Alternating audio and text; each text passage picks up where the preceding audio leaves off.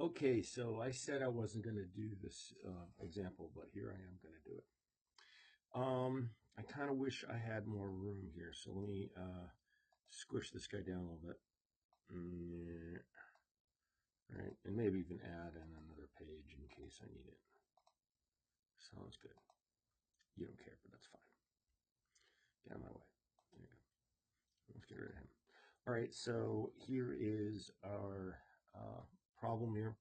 Um, 400 is the size of the motor, 400 kilograms. And it's got 4 springs, and each of them has a constant of 150 kilonewtons per meter. So if we had the total springs, it's going to be 4 times that, which goes to 600. And let's just go ahead and make it into newtons per meter instead of kilonewtons per meter. And the dash pot has a C of 6,500 newtons seconds per meter. It's constrained to move up and down. And okay, so it's got a little tiny equivalent of a mass of 23 grams. That's 0.023 kilograms, and it's located in E off of the center of 0.100 meters, and it's going to rotate omega f at 800 RPM, which we could easily find if we were motivated to 83.78 radians per second.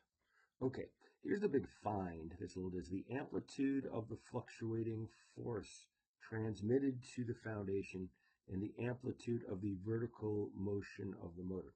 All right, the second one we can find. The first one we haven't done that yet. And it kind of brings up the idea of transmissibility and maybe a vibration isolation problem. But it's not too far, it's not too heavy of a lift, okay? First thing we probably want to do in most problems, if we can, is to find the natural frequency.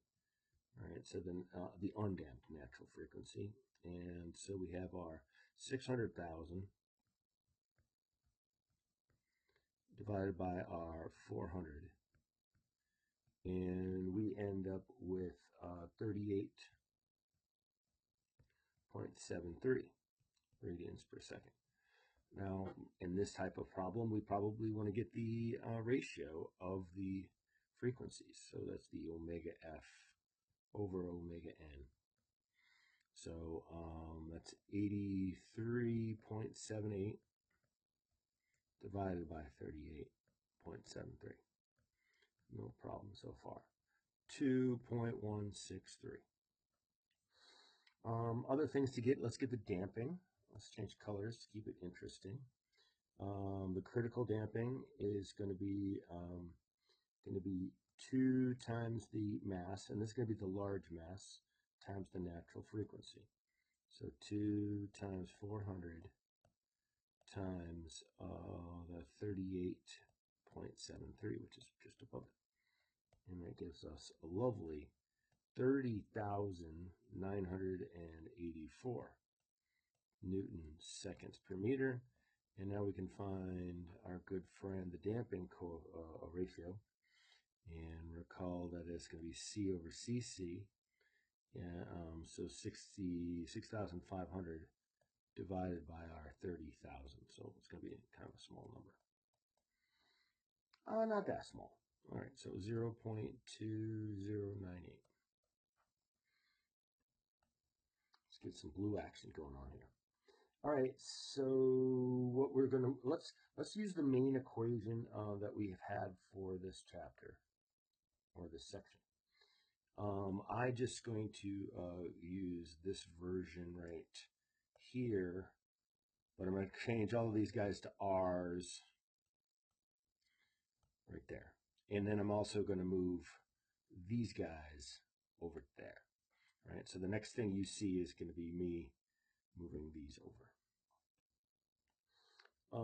So little m, I keep wanting to go to big M, over big M times R squared divided by the square root of 1 minus minus r squared, that thing squared, plus 2 squiggle r, that quantity squared. So putting numbers into this thing, this is the 0, 2, 3 and 0.100.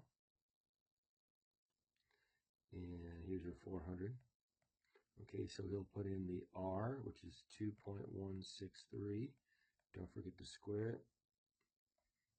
Square root 1 minus 2.163 squared, whole thing squared, plus 2 times our 0.2098 times the ratio 2.163. That whole thing squared. Boom. If you do that, you get 7.100 e minus 6 meters. That is the answer to this question right here.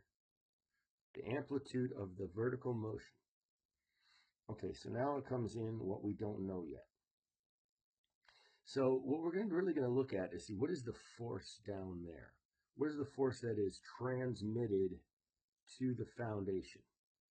All right, so if you had a free body diagram of this piece, and let's put this guy in here, and this guy in, and this guy in. All right, and so now we're just going to make a connection point right there, right? And we're going to ignore the weight of this thing. I guess that's okay. I'm going to say, but so, and I actually don't know if I want to say why. But anyway, so we're going to have these forces right here. If we zoom into this plate, so we're and it's not really quite an FBD because they haven't drawn force on here. Let's say that this is going to be the transmitted. I don't know why I went F. Let's go transmitted T. All right, so here's T, the force transmitted. Well, we're going to have a force of the spring and a force of the damper. Now, as a concept, I think it's pretty quickly to see. There's no mass involved right here, so there's just a. It's not static, but since there's no mass, there's no mass times acceleration. So we can just say that these two need to balance each other out.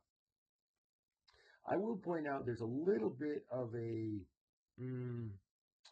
issue to what we're about to do right here, because this force is not happening exactly at the same time as that force. But when we get to transmissibility, we will see a little bit more onto this, right? So they're out of phase with each other, but we're going to kind of pretend that they're in phase. The idea is that's the worst case scenario, they become in phase with each other. I don't know what kind of scenario that would be. Probably in a multi-degree of freedom type of operation, because mostly we know that the position is 90 degrees out of phase with the velocity, right? Well, we could say if we wanted to have this spring force, that's right, Fs. I'm sorry, Fs is the spring force. And we could say, well, that's just going to be that big X that we just found times K. And then we also know that if we have the damping force, we would need to have the velocity, let's call it this big boom, times C. Right? That would give us the damping force at any given particular moment. We know that the damping is a force, is proportional. The force is proportional to the velocity, and by the damping right here. And we could find, we know that we could find this x dot by taking x omega f in times c. And remember how we can find that, right? We can write that over to the side. We can say, well, we're saying that x is a function of time. Is going to be that times like the sine of omega f. And then you might even put a phase in there too. And then you can say, well, okay, well, that means that x dot is going to be x times omega f times the cosine of omega f minus that right there. And that right there reinforces this idea that these are out of phase with each other because we're shifted by 90 degrees in the cosine and the sine of them. Let's see where we're going back. Let's go back to red. Okay. So anyway, we can find this force by taking my 7.100 E minus 6. I don't know why I put all the zeros in there. Times our 600,000. And that's going to equal 4.260 newtons. And then if you do the same thing here, we take 7.100 E minus 6, multiply it by our omega F, boom, up there, 83.78, multiply by C, 6,500, and you're going to get 3.867 newtons.